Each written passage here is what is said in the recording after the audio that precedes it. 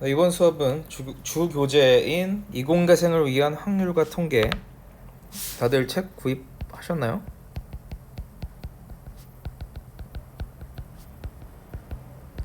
한 확률과 통계, 이 주교재에 대한 수업을 진행을 하도록 하겠습니다. 한승철 저의 출판사는 한빛 아카데미고요.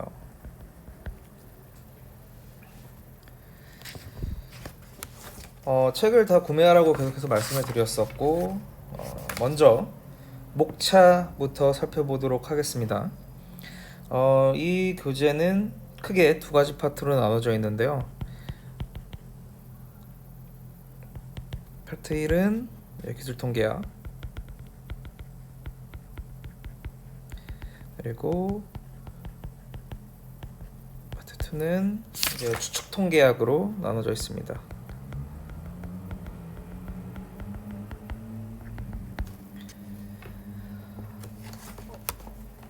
기술통계학 같은 경우에는 자료를 조사한 팩트 자체를 얼마나 잘 정리할 것인가에 대한 내용이라고 생각하시면 되고요. 뭐 평균이나 분산, 뭐 최대값, 최소값,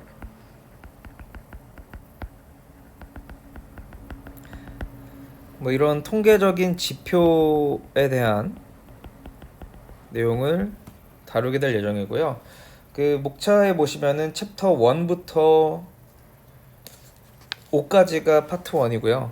그리고 챕터 6부터 챕터 10까지가 추측 통계학에 대한 내용이 들어가 있습니다. 근데 실제적으로는 챕터 1이 기술 통계학 부분이고요. 자료의 정리와 요약, 이 부분만 이제 기술 통계학이고, 챕터 2부터 챕터 5까지는 우리가 추측 통계학을 하기 위해서 알아야 될 기본 이론들이 나열이 되어 있습니다. 그래서 확률 분포와 표본 같은 내용들이 들어가 있고요. 먼저 챕터별로 살펴보자면, 챕터 1 같은 경우에는 실제로 뭐 사무실 취업을 해서 사무실이든 아니면 현장이든 이런 통계 부분을 사용을 할 때 가장 많이 사용되는 부분이고요. 챕터 2 같은 경우에는 이제 확률이라고 해서, 확률이 학문으로서 실제로 제대로 시작하게 된 것도 얼마 되지 않았고, 우리가 필요로 사회 문제나 이런 현상들을 계산하거나 표현하기 위해서 만들어진 학문이기 때문에 사실 수학에서도 가장 어려운 부분이라고 할 수 있습니다. 그래서 우리는 이 확률에 대해서 차근차근 알아갈 거고요. 보통 확률에서는 뭐 포화송이나 포화송 분포라고 하죠. 혹시 들어보셨을지 모르겠지만, 아니면 지수 분포, 그리고 우리가 가장 많이 다룰 정규 분포, 그리고 뭐 추가적으로 여러분들이 고등학교 때 통계를 배웠다면 뭐 이항 분포까지, 아마 이 네 가지에 대한 분포, 확률 분포들을 여러분들은 주로 배우게 될 겁니다. 그래서 보통 확률이라고 하면 수집한 데이터의 평균이 신뢰할 만한가를 나타낼 수 있겠죠. 이런 신뢰성 문제가 생길 텐데, 죄송합니다. 신뢰성이 문제가 생길 수 있는데, 보통 현장에서는 앞에 챕터 1에 해당하는 기술 통계 부분을 거의 대부분 쓸 거고요. 여러분들이 확률부터 확률 분포, 표본 분포에 더 나아가서 추측 통계학까지 사용을 하려면 보통은 품질 관리 일을 하거나 아니면 만족도에 대한 거, 만족도 같은 경우에는 보통 마케팅 부서에서 많이 하죠. 그리고 실험할 때, 연구소에서 실험할 때 이런 확률부터 해서 추측 통계학까지 필요할 겁니다. 이런 부분들은 신뢰성을, 우리가 수집한 데이터의 신뢰성을 나타내기 위해서 추측 통계학까지 진행을 하고요. 챕터 2의 확률을 보면 베이지 정리라고 있죠. 베이지 정리 같은 경우에는 조건부 확률 들어보셨을 겁니다. 율에 기반한 확률 평가 기법이에요. 실제로도 아직까지도 많이 사용하는 베이지안 이퀘이션이나 이런 것들을 여러분들은 전공 수업에서 들어보셨을 수도 있겠는데, 이런 것 베이지 정리는 조금 중요하게 다루고 넘어갈 거니까 계속해서 수업을 들으시면 될 것 같고요. 그리고 뭐 우리가 A 사업장에서 해서 연간, 월별, 평균 재해자수, 재해수를 계산한다고 했을 때 보통은 1월 재해 건수부터 12월까지 재해 건수를 다 더해서 이제 12개월로 나눠서 각각의 평균을 평균 재해 건수를 구할 수 있겠죠. 이런 식으로 확률이 사용이 될 수 이런 통계학이 사용이 될 수 있겠고요. 그리고 챕터 4까지는 꼭 알아야 될 내용들이라고 생각하시면 됩니다. 그리고 챕터 5 같은 경우에는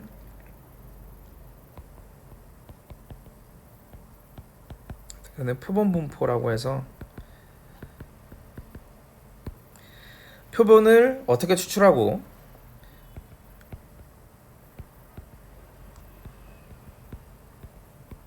이것을 통해서 무엇을 얻고자 하는지, 그러니까 무엇을 말하고자 하는지 전반적인 분석의 목적이 들어있는 부분입니다. 그래서 보통은 선거 득표율로 많이 얘기를 하고요. 아니면은 안전공학과 평균 키 같은, 아니면은 소방공학과의 평균 키에 대한 이제 집단 간의 차이를 얘기할 때 이런 것들을 사용을 하게 됩니다. 그래서 챕터 5번까지는 이제 추측 통계학을 배우기 위해서 우리가 차근차근 챕터를 넘겨가면서 배울 거고요. 추측 통계학 같은 파트 2인 추측 통계학 같은 경우에는 챕터 5를 제대로 알아야 이해가 가능할 겁니다. 그래서 이 추측 통계학 부분부터는 이제 계속해서 나아가면서 설명을 해드리도록 하겠습니다. 저희가 이번 학기에 상관 분석과 회귀 분석까지 전체를 다 나갈 거고요. 제가 조금 거의 한 달 정도 강의에 신경을 제대로 못 썼는데 최대한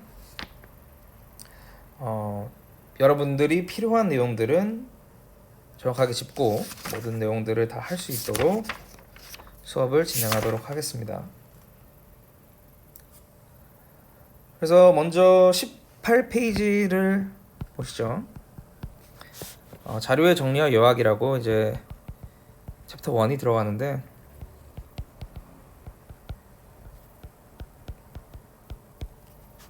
챕터 1이죠. 제일 18페이지를 보면은 여기도 이제 국회의원 선거 결과 이렇게 나와 있죠. 제가 여러분들한테 수업 자료를 전에 드린 거에서도 이런 설문조사로 설명을 많이 드렸는데, 보통 이걸 보고 한 건 아니고요. 보통 이런 기본적인 자료에 대한 내용을 설명을 할 때는 이런 선거 결과가 상당히 많이 이용이 됩니다. 그래서 우리 계속해서 배웠듯이 제19대 국회의원 선거 결과에서 보시면은 밑에 출구조사 결과를 보시면은 KBS, MBC, SBS 이런 거에 대해서 신뢰도 95%에 오차 플러스 마이너스 2.2에서 5.1% 이런 식으로 우리가 데이터를 수집을 하고 그에 대한 신뢰도까지 파악하는 거를 보통 통계로 많이 활용을 합니다. 그래서 19페이지를 보시면은 도수분포표라고 나와 있죠.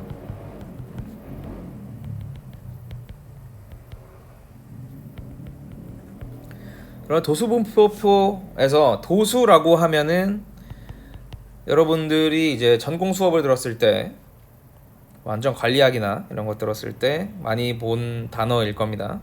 그래서 빈도수를 얘기를 하고요. 영어로는 frequency라고 하죠.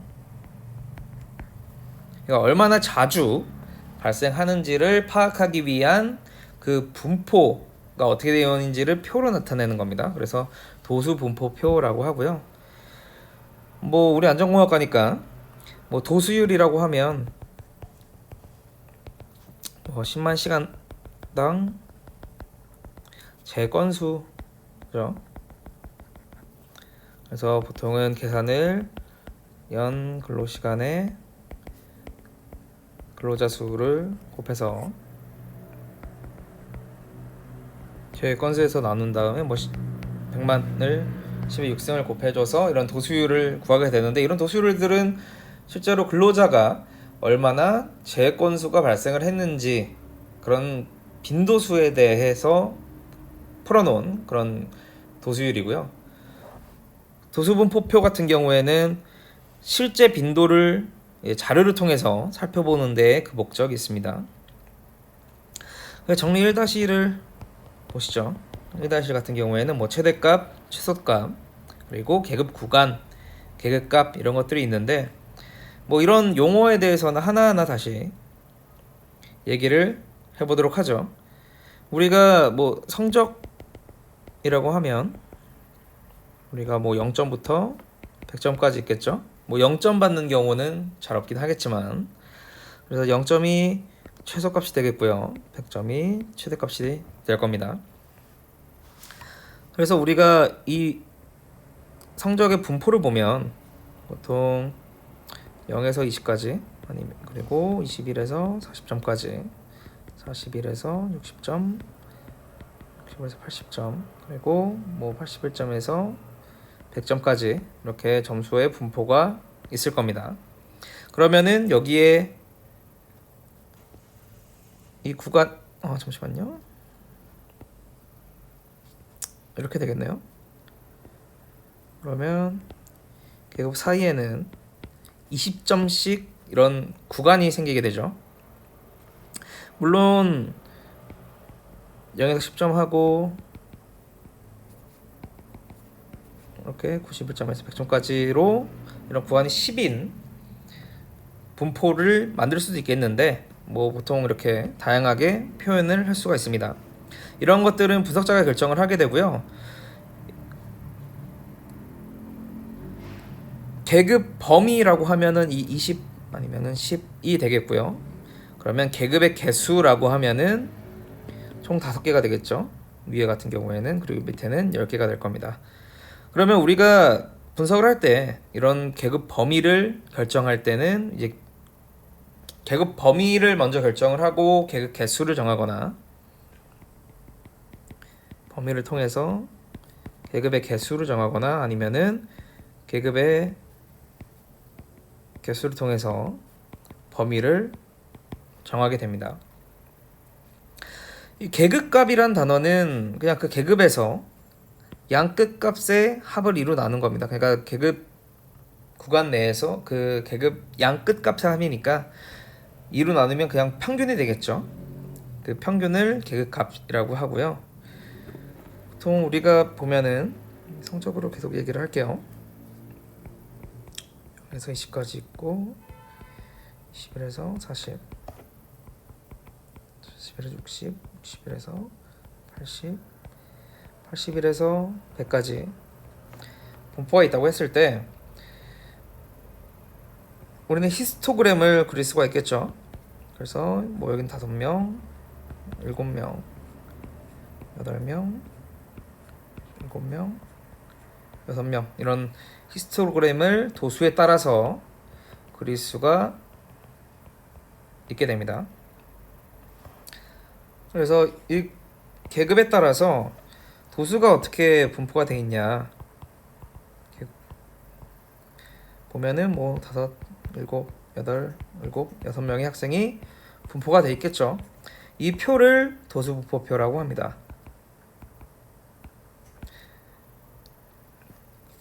그럼 여러분들이 히스토그램 같은 경우에는 많이 봤을 텐데 이거를 뭐 순차적으로 내림차순으로 정리를 한다라고 할 경우에는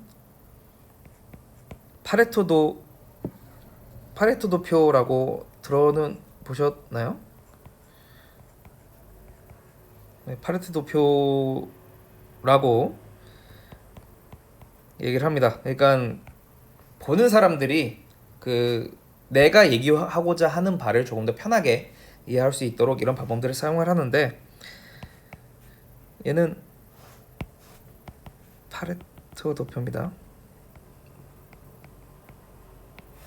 그래서 여기는 40에서 60의 구간이 되겠죠. 그럼 여기는 21에서 40, 61에서 80 구간이 되겠고요. 이렇게 해서 우리는 뭐 41점에서 60점 구간에 성적을 받은 학생들이 가장 많다. 그리고 순차적으로 이렇게 점수 분포가 돼 있더라 라는 거를 이런 히스토그램으로 한 번에 볼 수 있도록 하는 겁니다.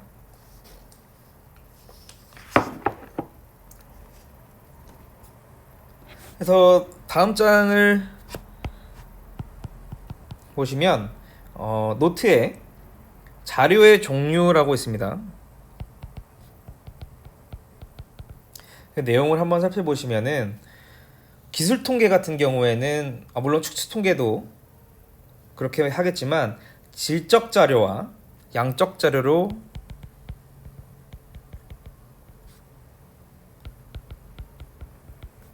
자료는 구분이 되고요.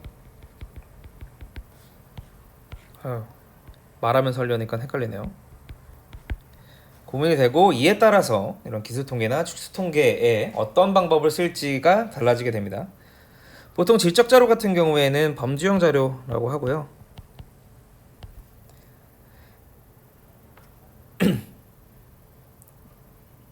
양적 자료 같은 경우에는 뭐 단위가 있는 자료의 크기나 양을 숫자로 표현할 수 있는 그런 자료를 얘기를 합니다. 그리고 이 자료의 종류에서 우리가 주의 깊게 봐야 될 거는 이산형이냐 연속형이냐이죠. 이 전 수업에서도 계속해서 얘기를 했었는데 이산형 같은 경우에는 뭐 남녀 아니면은 뭐 대연동, 용호동 아니면은 뭐 사람 수 뭐 10명, 뭐 12명 이런 것처럼 사람 수거나 아니면은 주사위 눈금을 예로 들 수 있겠죠. 1, 2부터 6까지 이런 이산형 데이터 같은 경우에는 그 중간 값을 우리가 얘기하기가 불가능하죠. 사람 같은 경우에도 뭐 10.5명 이렇게는 얘기를 할 수가 없잖아요. 11명, 뭐 12명 이렇게 정확하게 떨어지는 끊어져 있는 이상형 데이터라 그러고요. 물론 여기에는 디지털 시그널이나 뭐 0, 1로 돼 있는 디지털 시그널이나 아니면은 또 뭐가 있을까요? 물론 양자역학 같은 경우에도 이런 이산형 데이터라고 하지만 뭐 확률로도 표현을 할 수가 있어서 이런 이상형 데이터를 얘기를 하고요. 연속형 데이터는 여러분들이 가장 많이 접해봤던 데이터라고 보시면 됩니다. 키나 뭐 몸무게를 예로 들 수 있겠죠. 그래서 뭐 키가 150에서 150cm, 뭐 160cm 이렇게 있다고 했을 때 이 사이의 값은 뭐 무한하게 있을 수 있겠죠. 그래서 연속형 데이터다라고 하는 거고요. 몸무게도 마찬가지입니다. 그래서 이런 우리는 주로 이제 연속형 데이터에 대해서 통계를 다루고 확률을 다룰 건데 이산형 데이터도 우리가 못 다루는 거는 아닙니다.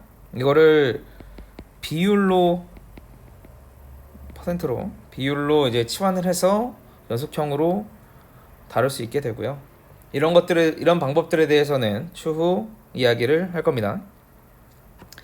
그래서 이상형 데이터 같은 경우에는 주사위 눈금이라고 하죠. 그러면은 이 데이터들이 던졌을 때 뭐가 몇 번이 나오느냐를 이렇게 그림으로써 나타낼 수 있겠고요. 이 그림을 통해서 확률을 추정을 할 수가 있겠죠. 보통은 이렇게 이상형 데이터 같은 경우에는 끊어서 표현을 하고요. 연속형 데이터 같은 경우에는 뭐 키로 하죠. 그러면 160, 170, 181 때 우리가 자료를 조사를 할 때는 물론 누가 몇 명이다 이런 것들은 얼추 이렇게 조사를 할 수가 있겠지만 이 사이사이에도 물론 학생들이 포함이 되어 있겠죠. 이런 데이터들은 이렇게 꺾은 선 형태로 표현을 하게 됩니다. 물론 이런 데이터 형태에 따라서 확률 분포와 그 계산하는 시기나 이런 것들이 달라질 수 있으니까 그렇게 알고 계시면 될 것 같고요. 21페이지 같은 경우 21페이지의 계급값이라고 하는 거는 그냥 평균이라고 생각하시면 됩니다. 그래서 우리가 도수를 어떻게 표현을 하고 그 도수를 어떻게 알 수 있을지를 이런 히스토그램과 같이 공부를 하는 게 상당히 중요하다고 할 수 있습니다. 그래서 다음 페이지 22페이지를 보시면은 상대도수 분포표라고 있죠.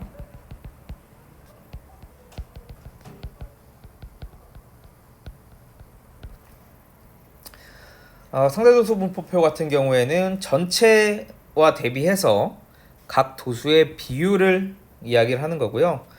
뭐 예를 들어서 100명 학생 중에 30점에서 39점인 학생이 25명이더라 라고 했을 때 100분의 25겠죠. 그러면은 4분의 1이고 0.25로 표현을 할 수 있고 전체의 25%에 해당한다. 이런 것들을 비율 또는 확률로서 표현을 할 수가 있습니다. 그리고 23페이지에 누적 도수 분포표라고 있죠. 누적 도수 분포표 같은 경우에는 첫 계급부터 하나씩 쌓아가는 도수를 이야기를 합니다. 그래서 비율의 각각의 계급마다 합을 이야기를 하고요. 도수 분포표에서 이렇게 있다고 했을 때 여기는 빈도가 2고 3, 1, 2, 3 이렇게 도수 분포표를 작성을 했을 때 얘를 누적 도수 분포표로 치환을 한다 라고 했을 때는 같이 그릴게요.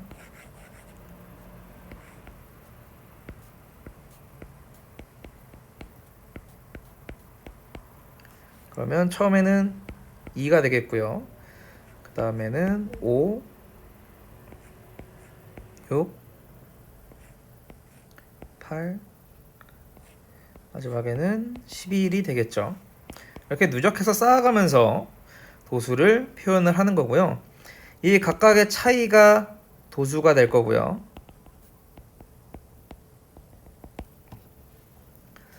마지막에는 전체 도수의 합을 표현을 하게 되겠죠.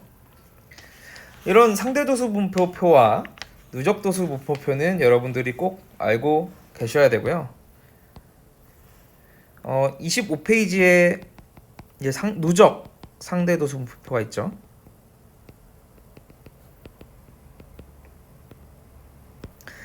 이거 같은 경우에는 상대도수를 누적도수로 만드는 경우고요.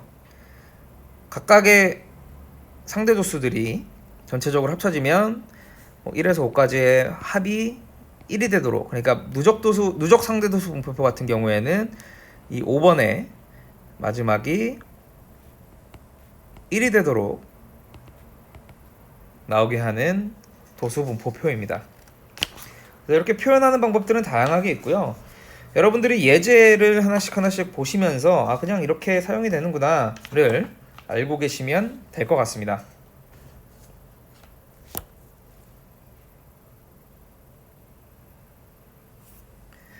그러면 이제 섹션 2를 보죠. 그러면은 그림을 이용해서 자료를 정리하는 부분이 나오는데, 이 부분은 데이터 시각화라고 생각하시면 됩니다. 그래서 보통은 회사에서 보고용으로 가장 많이 쓰고요. 여러분들도 보시기에 편한 게 숫자들이 많이 나열되어 있는 표보다는 이런 그림을 이용해서 자료를 정리하고 보여주는 게 훨씬 독자들에게 잘 이해를 시킬 수 있게 됩니다. 그래서 보시면 막대 그래프는 여러분들이 다 아시겠죠? 그리고 뭐 히스토그램이라고 해서 이렇게 직사각형을 좌표 평면에 차례대로 나타난 그림을 히스토그램이라고 하고요. 뭐 도수분포 다각형, 뭐 다양하게 원그래프 이런 것들은 그냥 한번 보시면 되겠고, 34페이지에 보시면은 줄기잎 그림이라고 있어요. 여러분들이 이거를 보셨을지는 모르겠지만 아마 못 보신 분들이 대다수일 겁니다. 실제로 현재는 사용하지 않는 그림이고요. 근데 이거를 제가 왜 이야기를 하냐면, 이런 줄기잎 그림의 로직이 상당히 중요하다고 할 수 있습니다. 이게 왜 사용이 됐냐, 이게 왜 만들어졌냐를 먼저 생각해 보면, 통계의 역사를 생각을 하시면 돼요. 우리가 컴퓨터가 없을 때는 주로 수기로, 뭐 얘는 12번을 돌을 날랐다, 얘는 오늘 9번을 돌을 날랐다, 이렇게 해서 쭉 계산을 해보다 보니까 오늘은 전체가 뭐 한 300번 정도의 돌을 날랐더라, 이런 것들을 통계로 수기로 작성을 했었는데, 이런 것들을 효율적으로 사용하기 위해서 이런 줄기잎 그림이라는 그림을 사용을 하게 됩니다. 그래서 보통 과거의 데이터 정리 방법이라고 생각하시고요. 과거에 사용을 했고, 이 줄기잎 그림은 35페이지를 보시면은 쉽게 여러분들이 이해를 하실 수 있을 겁니다. 보시면은 여기 줄기가 되겠고요, 여기가 잎이 되겠죠. 그래서 줄기 같은 경우에는 10의 자리가 들어갈 거고요, 잎 같은 경우에는 1의 자리가 들어가게 될 겁니다. 그래서 35페이지 2번 같은 경우를 보면은 2와 55, 5 이렇게 돼 있죠. 그러면은 이거는 25, 25가 두 개가 들어가 있는 데이터다 라고 이해를 할 수 있습니다. 그러니까 계속해서 반복적으로 나오는 10의 자리는 앞에 한 번만 표기를 하고 뒤에 달라지는 세부적인 부분을 if로 표현하는 그림이라고 생각하시면 됩니다. 이렇게 해서 줄기잎 그림이 무엇이다 라는 것을 생각하시면 되고요. 제가 그림을 필기를 할 때 그냥 좀 넓게 사용을 할게요. 여러분들도 필기를 조금, 이 책에다가 필기를 할 거면 빈자리가 많이 없으니까 여러분들 따로 표기를 하거나 뭐 여러분들의 스타일에 맞게 필기를 해보시기 바랍니다. 그러면 이제 섹션 3입니다. 대표값이라고 하죠. 이 밑에 시옷 받침 들어가는 거는 사실 최대값, 최소값도 그렇고, 예전에는 그냥 최대값 이렇게 해서 이런 시옷을 사용을 하지 않았는데 요새는 아예 표준어로 이렇게 사용을 하더라고요. 그래서 제가 조금 혼동이 오더라도 여러분들이 좀 이해를 해주시길 바랍니다. 먼저 대표값이라고 하면은 저번 강의에서 설명을 드렸지만 분포의 중심 위치를 나타내는 거라고 하죠. 이런 대표값의 뭐 산술 평균이나 중앙값, 최빈값, 뭐 이런 것들은 제가 다 설명을 드렸습니다. 뭐 이런 것 등등등등이 있는데, 여기서 책에서는 이제 중심 위치를 나타내는 대표값이라고 했지만, 그냥 여러분들이 이해하기에는 데이터의 형태를 나타내는 값을 대표값이라고 이해를 하시면 될 것 같습니다. 그러면 여러분들이 알고 있는 대표값들은 여러 가지가 있을 거예요. 그러면 우리가 가장 많이 사용할 산술평균에 대해서부터 이야기를 하죠. 산술평균 같은 경우에는 등간 변수나 비율 변수에서 사용을 하게 되겠죠. 연속형 데이터에서 많이 사용을 할 텐데, 이런 수치 데이터나 뭐 단위가 있는 것들에서 사용을 하게 됩니다. 그래서 보통은 뭐 이런 데이터들이 있을 때, 이런 데이터들은 계속해서 우리가 표본값을 늘리다 보면은 그림이 조금 이쁘게 나타낸다고 해요. 이거를 정규분포라고 하는데, 이렇게 표본값을 늘리면 늘수록 정규분포가 된다고 합니다. 그래서 밑에 보시면은 이제 가술산술평균이라고도 있고요. 자료가 다소분포로 있을 때는 밑에 보시면은 시그마 그래서 n으로 이런 상대 도수로 표현을 하게 됩니다. 이거는 뭐 확률이나 비율로 나타내게 되죠. 그래서 이런 기대값은 이렇게 이야기를 많이 하는데, 기대값에 대해서는 좀 뒤에 다시 이야기를 하도록 하겠습니다. 앞에서 이 부분에 대해서는 앞에서 계속해서 설명을 했기 때문에 다시 한번 복귀하는 식으로 여러분들이 들어보시면 될 것 같고요. 정리 1-3이나 이런 것들은 여러분들이 한 번씩 읽어보시기 바랍니다. 정리 1-3을 보면은 산술평균의 성질이라고 해서 뭐 표준편차의 합이 0이고 뭐 제곱의 합보다 크지 않고 뭐 모집단 추론할 때 유용하게 사용이 되고, 그리고 극단값 이런 이상치에 대해서 매우 민감하게 적용한다, 뭐 이런 것들이 있습니다. 이 산술평균은 연속 변수에 대한 해당되는 내용이고요. 이제 중앙값부터 시작하는 대표값들은 이제 2, 3변수에 대해서 활용을 할 수 있는 대표값입니다. 중앙값이라고 하면 미디안이라고 해서 보통 서열 변수에서 많이 사용을 하고요. 중위수라고 하는데, 순차 표현할 때 중위수 가운데에 있는 숫자를 이야기를 합니다. 그래서 순차 표현이라고 하면은 여러분들이 데이터를 정렬을 할 때 내림차순이냐 오름차순이냐를 이야기를 할 겁니다. 뭐 여러분들이 들어보셨을 텐데, 보통은 이제 1, 2, 3, 4, 5 이렇게 있을 때 이거는 점점 올라가니까 오름차순이라고 할 수 있겠죠. 이게 반대가 되면 내림차순이 될 거고요. 그래서 보통 M2라고 표현을 하는데, 이 책에서 표현하는 대로 명칭은 표현을 하겠습니다.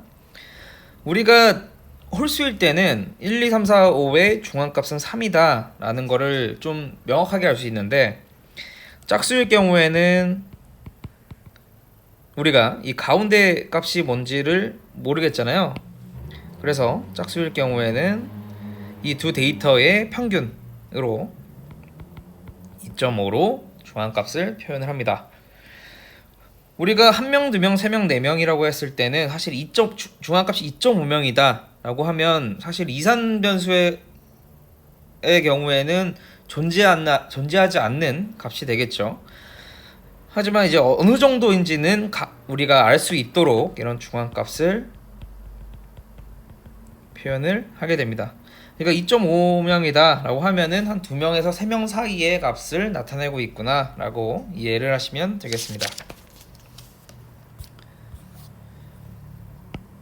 그러면 다음에 이제 최빈값 40페이지 최빈값에 대해서 알아보도록 하죠. 최빈값 같은 경우에는 명목 변수에서 사용을 하게 되겠고요. 모드라고 하죠.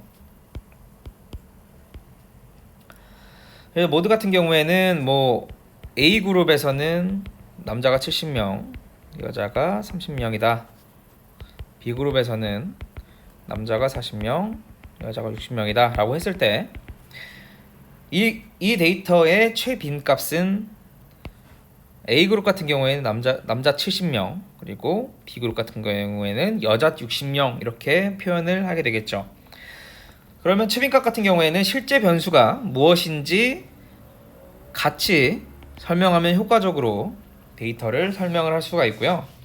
예제 1-13 같은 경우에 이제 산술평균 중앙값 최빈값을 구하라 라고 하는데, 이 경우에는 산술평균 중앙값 최빈값을 전체 다 계산을 하고 싶으면 우리는 연속형 데이터를 가지고 하게 되겠죠. 예를 들어서 남학생과 여학생 두 가지 이런 2, 3변수에 대해서 우리가 산술평균을 구할 수가 없잖아요. 중앙값도 구할 수가 없고. 그러니까 이런 전체적인 데이터에 대한 대표값을 구하라 이런 것들은 보통 연속변수에 대한 내용으로 표현을 하게 됩니다. 그리고 계속해서 얘기를 하지만 제가 처음에 설명했던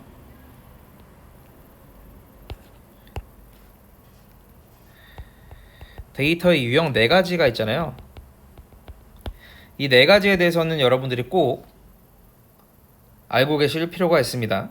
그래서 이런 예제에서 나오는 각각의 계속 사례들을 여러분들이 이 데이터는 어떤 유형의 데이터구나 라고 이야기를 할 수 있을 정도로 좀 알고 계셨으면 좋겠습니다.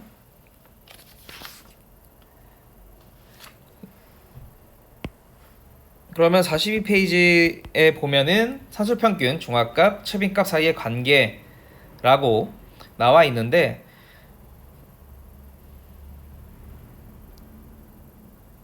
이 부분 같은 경우에는 이제 등단 변수일 경우에만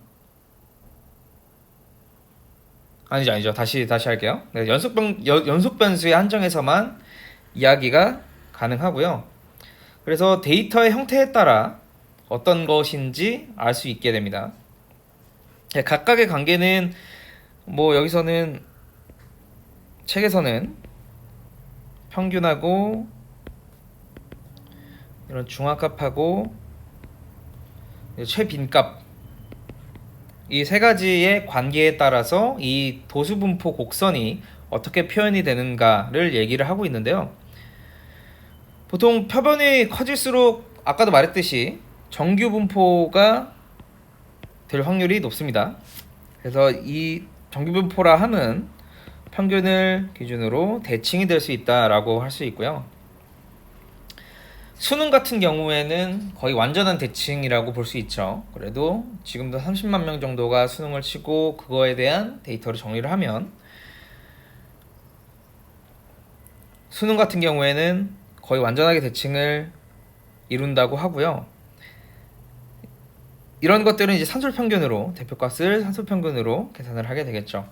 그래서 표 1-5의 그림을 보면 도수분포가 대칭인 경우에는 이게 모두가 같을 경우에 대칭이고요. 도수분포가 약간 오른쪽으로 치우친 경우에는 이제 평균보다 중앙값이 더 크고 중앙값보다 최빈값이 더 크게 됩니다. 물론 도수분포가 왼쪽으로 쳐진 경우에는 그 반대가 되겠죠. 가장 데이터가 많이 분포되어 있는 계급이 어떤 거냐에 대해서 최빈값을 표현을 하게 되고요. 그 다음에 전체 데이터에서 얻어값이 중앙에 있느냐 중위수냐에 대해서 중앙값을 표현을 하게 됩니다. 그리고 그 다음에는 43페이지 백분위수와 4분위수를 이야기를 하게 됩니다. 백분위수 같은 경우에는 퍼센타일이라 그러고요. 4분위수 같은 경우에는 퍼타일이라고 하죠. 이걸 들어보셨는지 모르겠지만 아마 백분위수 같은 경우에는 인간공학 수업은 다 들으셨죠. 이 수업 듣는 학생들은 보통 3학년, 4학년일 거니까. 그래서 퍼센타일 같은 경우에는 여러분들이 조금 익숙하다고 저는 생각하고 있습니다. 그러면 먼저 백분위수를 보기 전에 우리 백분위라고 하면은 퍼센트라고 다들 아시죠? 100개 중에 얼마만큼 비율을 차지를 하느냐라는 거죠. 그래서 백분위 같은 경우에는 여러분들이 상당히 많이 사용을 할 거고요. 제가 여러분들이 그 앞에 예시로 들었던 우리 투표율이나 아니면 그런 투표율의 오차율을 볼 때 뭐 우리가 우리 오차율이 2.2%다 라고 표현을 하는데, 이런 비율에서 백분위에서 우리가 20% 하면 너무 좀 복잡하겠네요. 20%다 라고 하죠. 뭔가 우리가 20%의 비율을 갖고 있다, 백분위를 갖고 있다 라고 했을 때 우리가 30%, 10%가 늘어나면 우리는 이 20%에서 10%가 증가했다 라고 하지 않습니다. 그래서 여기서 사용할 때는 10% 포인트가 증가했다 라고 표현을 하고요. 아마 이 퍼센트 포인트 같은 경우에는 여러분들도 뉴스나 아니면은 뭐 신문 기사나 에서 한 번씩은 들어보셨을 겁니다. 20%에서 10%가 증가를 했다라고 하면은 22%가 되겠죠. 근데 여기서는 30%를 표현하려면 2%보다 10% 포인트 증가했다, 아니면은 10%가 된다면은 10% 포인트가 감소했다라고 표현을 하게 됩니다. 이렇게 백분위에 대한 설명은 간단하게 했고요. 백분위수 같은 경우엔 다시 백분위수로 돌아오면 퍼센타일이라고 했죠. 책에 보면은 조금 엄청 복잡하게 돼 있어요. 뭐 제 100p의 백분위수라고 한다, 뭐 이렇게 돼 있는데 0에서 1 사이의 p에 대해서 전체 자료를 100p%와 101-p%로 나누는 값을 뭐 제 100p 백분위수라고 한다. 좀 읽기도 힘드네요 라고 하는데, 사실 이렇게 글을 보면 저도 잘 이해가 안 돼요. 간단하게 설명을 드리면, 이 책에서는 이렇게 설명하는데 p를 1이라고 생각을 하죠. 그러면은 100p 백분위수는 100 백분위수가 되겠죠. n 개가 있을 때. 그러면은 우리가 이 책에 있는 내용으로 살펴보면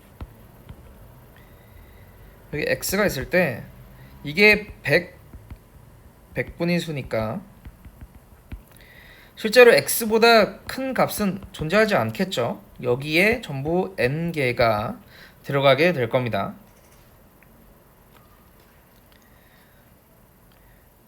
우리가 좀 더 간단하게 살펴보면 모든 데이터를 오름차순으로 정리를 했을 때,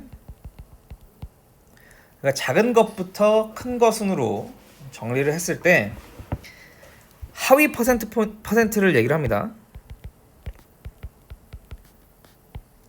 하위 P%를 의미를 하고, 예를 들어서 우리가 30 백분위수를 이야기하고 싶으면 하위 30%, 다르게 말하면 상위 70%가 되겠죠. 우리가 99%를 얘기를 하고 싶으면 이제 뭐 하위 99% 아니면 상위 1%를 이야기를 하게 될 겁니다. 그래서 우리 수능 등급을 보면 1등급 같은 경우에는 상위 0에서 4%, 그리고 2등급 같은 경우에는 4에서 11%, 3등급 같은 경우에는 11에서 아마 22% 이렇게 분포가 될 겁니다. 그래서 정규 분포의 형태를 띄게 되고요. 여기가 뭐 1등급, 이렇게 2등급, 3등급 이렇게 나눠지게 되고요. 이 등급에 따라서 분포가 가운데로 갈수록 점점 분포가 늘어나니까 이런 수능 비율이 나타나게 되는 겁니다. 그래서 1등급 같은 경우에는 상위 1등급 꼴찌 같은 경우에는 이 상위 4%라고 할 수 있겠죠. 그러면은 우리는 96%이라고 이야기를 할 수가 있는 겁니다. 좀 이해가 되시나요? 뭐 키로도 설명을 하자면 가장 작은 친구부터 가장 큰 친구까지 100명을 키 순서대로 놨을 때 가장 작은 학생이 1%일이 되는 겁니다. 그러면 우리 4분위 수가 뭔가를 살펴보면 퍼센타일에서는 이제 100개로 나눴다면 4분위 수에서는 4개로 나누는 겁니다. 4등분을 하는 거예요. 그래서 뭐 0, 25, 50, 75, 100 이렇게 점수가 있다고 했을 때 각각의 구간에 대해서 25%일이 Q1, 50%일이 Q2, 75%일이 Q3라고 해서 각각의 제1 4분위수, 제2 4분위수, 제3 4분위수라고 하고요. Q2 같은 경우에는 우리가 흔히 얘기하는 중앙값이 될 겁니다. 그래서 예제 1-15를 한번 풀어보시면 이해하시기 조금 더 편할 거고요. 그 다음은 절사평균입니다. 이건 좀 들어보셨을지는 잘 모르겠어요. 절사평균 같은 경우에는 극단값을 제거하고 그 나머지 값에 대해서 평균을 계산을 하는 건데 뭐 0부터 100점까지 있다고 했을 때 10점에서 90점 사이에 이 0점과 10점 사이, 90점과 100점 사이의 값은 버리고 이 가운데 값으로만 평균을 계산을 하는 겁니다. 물론 이 절사하는 부분은 분석자가 의미로 설정을 하게 되는 거고요. 이거를 뭐 나는 0점에서 1점까지만 99점에서 100점까지만 절사할 거다라고 할 경우에는 뭐 그렇게 활용을 할 수도 있는 겁니다.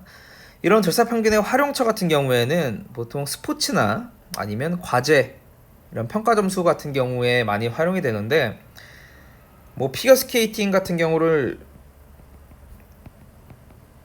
예로 들면 뭐 점수를 할 때 가장 뭐 심사위원 5명이서 점수를 낼 때 가장 높은 점수와 가장 낮은 점수는 제외를 하고 나머지 점수에 대한 평균을 내게 됩니다.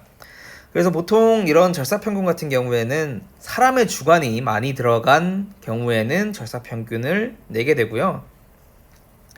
보통은 정성적인 평가에서 많이 활용을 하는데 뭐 정량적인 평가에서도 활용을 할 수가 있습니다. 이 같은 경우에는 이상치라고 해서 아까 앞에서 잠깐 읽었듯이 이제 정리 39페이지에 정리 1-3을 보면 산술평균의 성질이라고 해서 4번에 산술평균은 양적 자료에서 대해서만 구할 수 있으며 대다수의 자료와 멀리 떨어져 있는 값인 극단값 아웃라이어라고 합니다. 이런 이상치에 대해서 매우 민감하게 작용을 하기 때문에 이런 민감한 이상치를 제거를 해줌으로써 데이터를 잘못 측정했다거나 아니면 데이터에 오류가 있다거나 하는 경우에 그 오류 값을 제거해서 조금 더 우리가 분석하기 편한 평균값을 만들어내는 겁니다. 이게 절사평균이라고 하고요. 네, 다음 페이지를 보시면은 46페이지네요. 산포도가 나옵니다. 산포도는 흩어진 정도라고 해서 대표적 변수로는 분산이나 편차를 예로 들 수 있습니다. 그래서 우리가 일반적으로 데이터들을 다 수집을 했을 때 흩어지지 않은 데이터가 더 좋은 데이터라고 이야기를 합니다.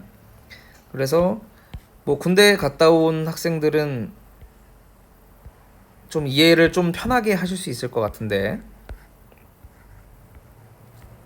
이렇게 총 쏜다고 생각을 하죠.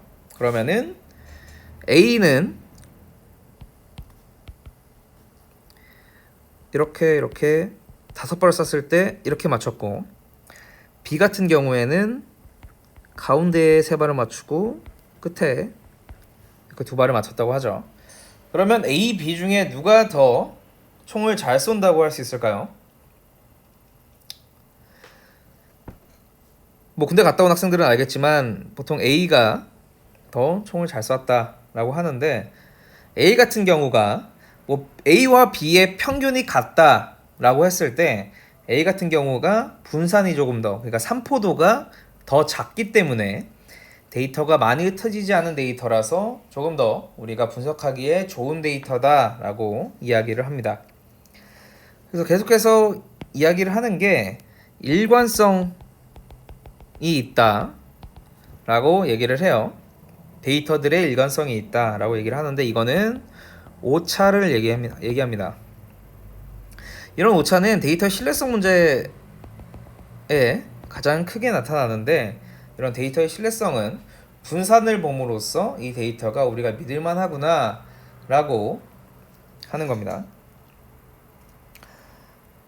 그러면 하나를, 이건 좀 이따 얘기하죠.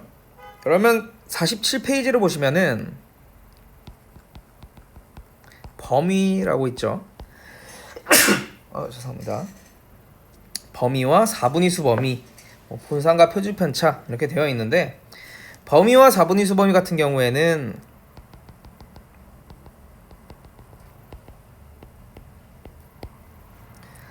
이산 변수에서 사용을 하고요. 아니면은 뭐 데이터가 적은 경우 왜 범위와 4분위수 범위라고 해서 산포도를 나타내게 됩니다. 근데 이 두 가지 같은 경우에는 이 이후에는 거의 사용을 하지 않고요. 우리는 분산과 표준 편차를 주로 사용하게 됩니다. 이 분산과 표준 편차 같은 경우에는 산포도의 대표적인 지표라고 할 수 있고요. 분산과 표준 편차의 관계는 표준 편차 같은 경우에 어떻게 구하냐 라고 하면 분산의 루트를 씌우면 되죠. 물론 반대로 분산 같은 경우에는 표준 편차의 제곱으로 표현을 할 수 있는데, 보통 우리가 통계학이라고 하면은 아까도 말했듯이 우리가 사회 현상 아니면 데이터를 수집해서 우리가 이걸 표현하기 위해서 학문이 발달을 했는데, 실제 경험 위주로 함수 형태로 만든 지표들을 많이 사용을 합니다. 그래서 여러 가지 지표들을 만들었다가 이게 더 데이터를 표현하는데 유용하더라 해서 많이 사용하는 이런 지표들을 중요하게 설명을 해 드릴 거고요. 분산이 보통은 데이터를 파악하는데 더 효과적으로 나타낸다라고 할 수 있습니다. 분산 같은 경우에는 variance라고 해서, 글씨가 조금 이상해도 이해를 해주시고요. 보통 여기서는 이 37페이지 밑에 보면 모분산이라고 하죠. 모분산 같은 경우에는 이제 시그마 제곱으로 나타나는데, 이 같은 경우에는 분산은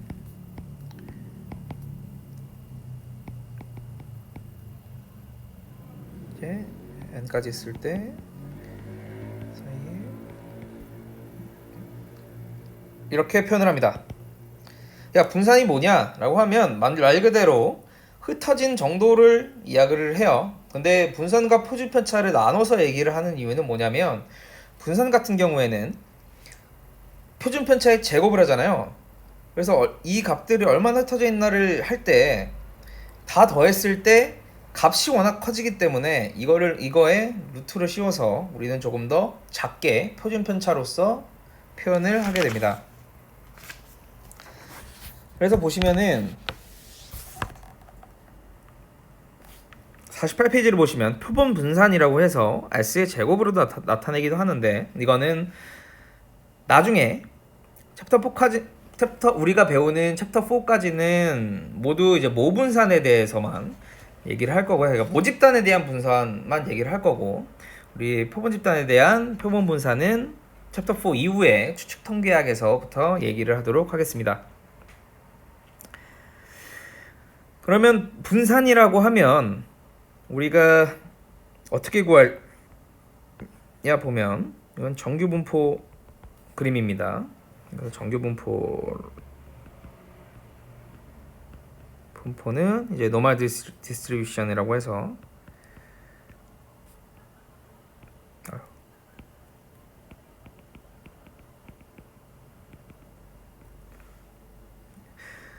아니면은 많이 사용하는 말로는 가우시안 디스트리뷰션이라고도 많이 합니다. 가우시안이라는 사람이 만들어서.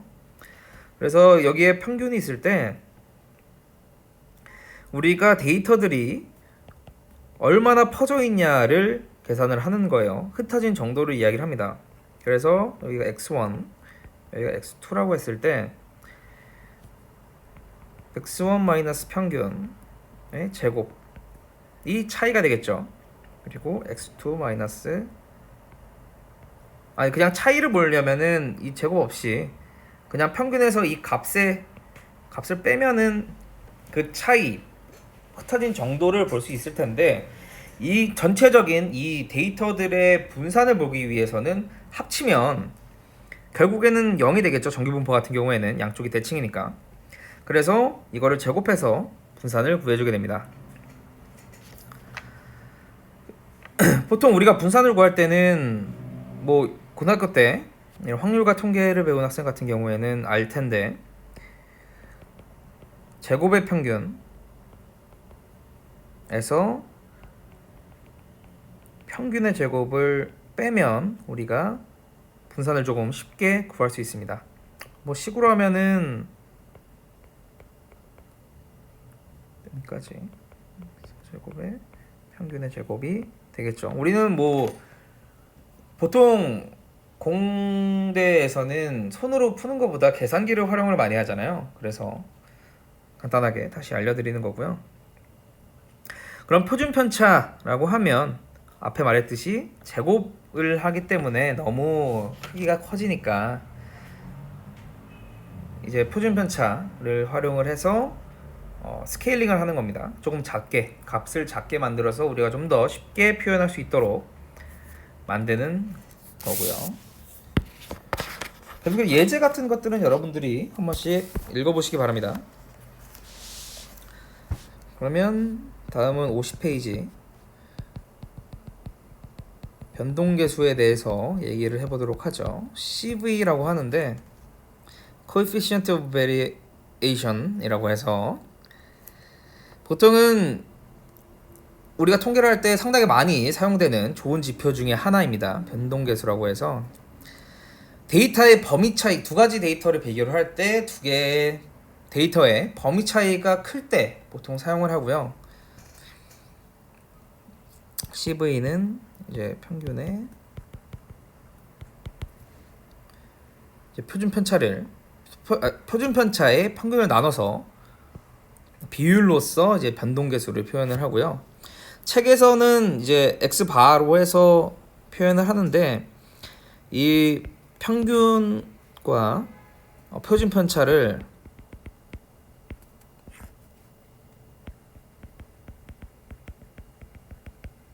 표현할 때 보통은 용어 차이가 모집단과 이제 표본에 대해서 나뉘게 됩니다.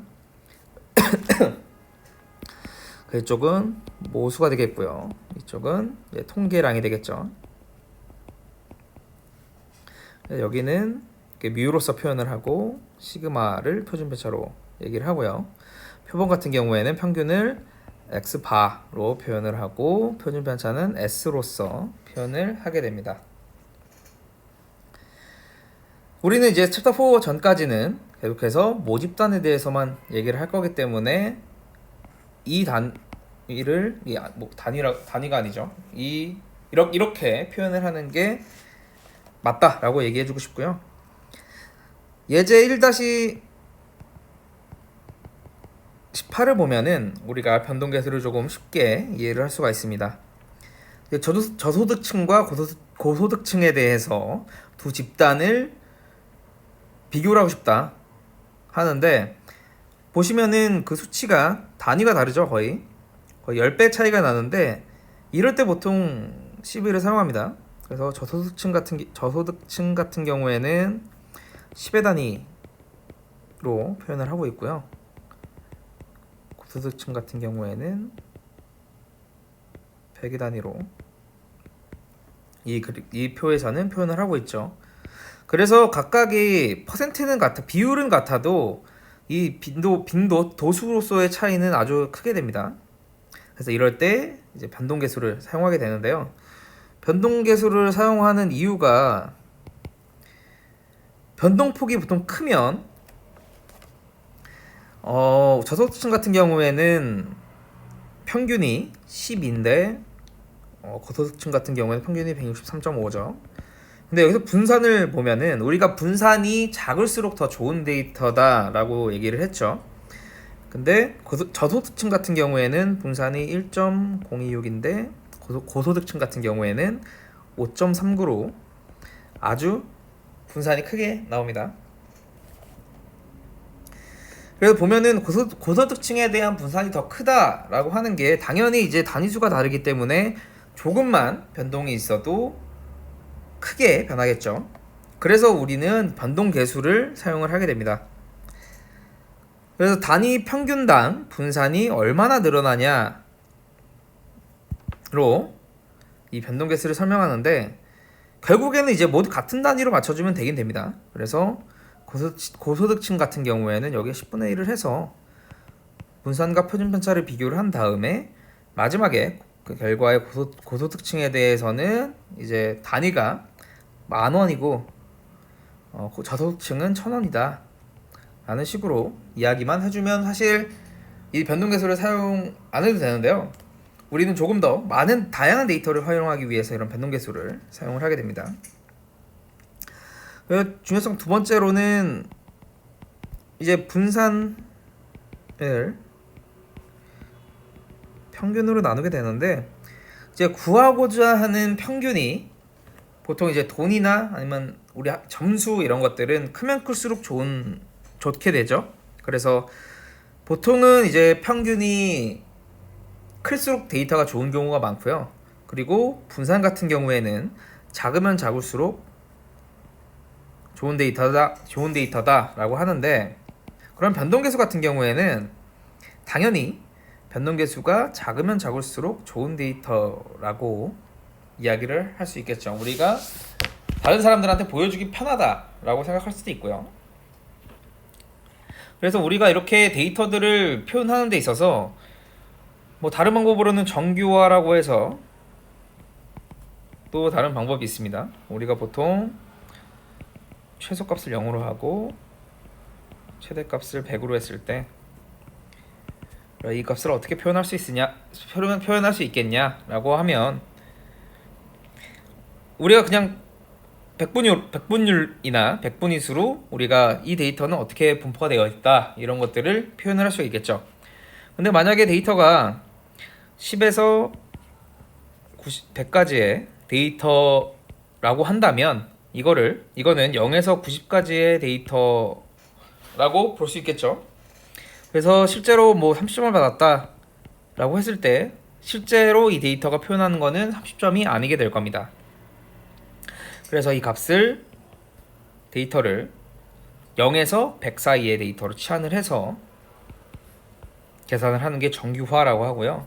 뭐 100에서부터 1000까지의 데이터가 있다라고 했을 때도 이 사이를 이제 100개로 쪼개서 비율로서 표현을 하는 게 정규화, 뭐 약식 정규화라고 생각하시면 돼요. 실제로 정규화는 조금 더 복잡하게 계산을 하고요. 변동폭을 줄이는 방법으로 많이 사용을 하고, 이거는 정규화에 대해서는 우리 정규 분포를 본격적으로 배울 때 다시 설명을 하도록 하겠습니다. 그러면 다음은 52페이지 외도와 첨도입니다. 우리가 분산 같은 경우에는 그 차이를 제곱으로서 표현을 하면서 계산을 했죠. 근데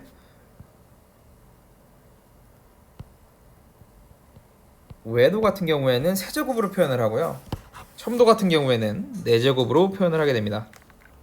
그래서 외도라고 하면은 세제곱을 한다 라고 했을 때 물론 데이터 수는 나누니까 다시 작아지게 되지만 가장 중요한 거는 플러스 마이너스를 구별을 할 수 있다라는 거겠죠.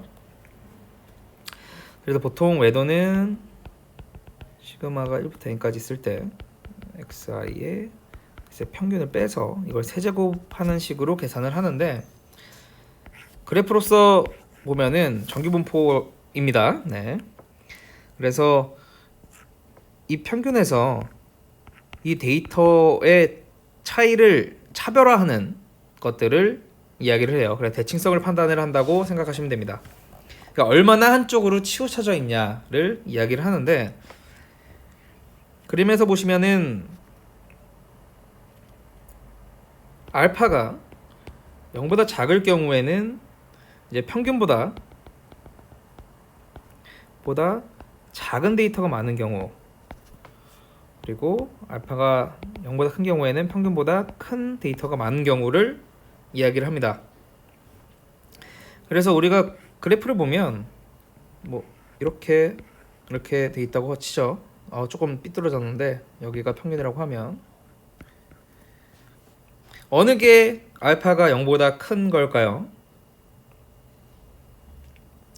그래서 알파가 0보다 큰 거는 왼쪽에 있는 그래프가 알파가 0보다 큰 경우고요. 오른쪽에 있는 그래프가 알파가 0보다 작은 경우를 이야기를 합니다. 그 이유는 데이터들이 한쪽으로 치우쳐진 분포라고 하는데 이 경우에는 세제곱을 했을 때 이 끝에 데이터들 때문에 이렇게 표현이 됩니다. 그래서 알파 계산하는 거를 여러분들이 다시 한번 보시면 될 것 같고요. 우리가 데이터들이 있을 때 이 알파가 0보다 큰 데이터의 경우를 보면 이쪽으로는 무한히 간다라고 표현을 할 수 있습니다. 표현을 하는 겁니다. 그래프에서. 그래서 만약에 여기가 0이고 이쪽이 막 한 100만 막 이렇게 된다고 한다면 실제로 이쪽에 있는 데이터들은 평균에서 크게 의미가 많이 없겠죠. 이쪽에 데이터가 적더라도 이제 평균은 여기니까. 그리고 반대로 이제 알파가 0보다 작은 경우에는 이쪽으로 계속해서 데이터들이 존재할 수 있으니까 그 평균은 이쪽이 되는 겁니다. 그래서 이 알파에 따라서 알파가 양수냐 음수냐에 따라서 그 데이터의 치우쳐진 정도를 여러분들이 알 수 있고요. 그러면은 첨도라고 하면 4제곱을 한다라고 했었죠. 그래서 각각의 값들의 평균을 뺀 거를 4제곱을 해서 다 더한 경우인데 첨도 같은 경우에는 뭐 단어에서도 여러분들이 알 수 있듯이 정규분포가 있을 때 첨도가 베타가 3보다 작다라고 하면 조금 넓은 평평한 형태의 그래프가 만들어지게 됩니다. 그래서 첨도 같은 경우에는 이 가운데에 얼마나 많은 데이터들이 몰려 있느냐를 이야기할 때 보통 사용을 하게 됩니다.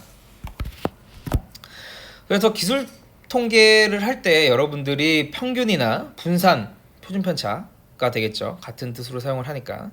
그리고 외도와 뭐 첨도는 그렇게 크게 사용을 많이 안 하는데 외도까지 정도는 좀 여러분들이 좀 잘 알아두는 게 좋습니다. 그리고 이제 다음 페이지 54페이지에 섹션 5죠. 상자 그림이라고 합니다. 여러분들이 이 상자 그림을 많이 보셨을지는 모르겠어요. 그 54페이지 있는 그림을 보시면 되는데 상자 그림 같은 경우에는 종합적인 데이터를 한 번에 표현할 수 있는 그림이라고 합니다. 그래서 실제로 우리가 활용하는 정도는 좀 적은데요. 뭐 현장에서나 아니면 사무직에서는 거의 사용하지 않는다고 볼 수 있죠. 근데 연구나 실험 데이터 이런 보고서를 사용을 할 때는 일반적으로 이런 상자 그림을 많이 표현하기도 하고요. 보통 통계 프로그램인 SPSS를 사용을 하면 이 상자 그림을 이쁘게 그려줍니다. 그래서 이거를 어떻게 해석할지는 여러분들이 좀 알아두셔야 될 것 같고요. 일반적으로 사무직이나 이런 데에서는 보통 히스토그램을 많이 사용을 합니다. 그래서 55페이지로 보시면은 그 그림이 있죠. 이렇게 네모를 그리게 되는데 이쪽 끝에는 1, 4분위수, 끝에 오른쪽 끝은 3, 4분위수, 중간은 이제 중앙값으로 이 데이터를 표현을 하게 됩니다. 이거 제2 4분위수가 되겠죠. 그래서 이 날개는 이 3, 4분위수와 1, 4분위수의 차이를 1.5배 한 거를 사용하고요. 반대쪽도 여기서 평균의 중앙값에서 뺀 걸로 사용을 합니다. 그래서 여기를 이제 범인의 최대 관측값 그리고 범인의 최소 관측값이라고 이야기를 하고요. 그리고 여기 동그라미가 하나 있죠. 그럼 이거는 보통 극단값이라고 해서 극단값을 튀어있는 튄 값을 표현을 할 때 이렇게 이야기를 합니다. 보통 이 경우에는 이 끝에는 보통 한 3배수 정도를 사용을 하고요. 그리고 이 끝에 아예 이렇게 아예 극단값을 표현을 할 때는 보통 이상치다 라고 생각을 하시면 되고요. 이거를 왜 이렇게 사용을 하냐 이런 것들은 실제로는 여러분들이 사용할 일은 많지 않기 때문에 뒤에 정규 분포를 설명할 때 같이 이야기를 하도록 하겠습니다.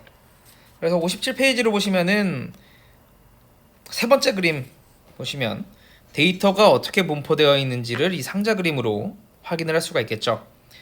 그 전체 평균에서 이게 중앙값이 왼쪽으로 조금 치우친 그림이 되겠고요. 데이터가 왼쪽에 좀 많이 분포한 거를 알 수 있겠죠. 그리고 20의 이제 극단값도 존재를 하고요.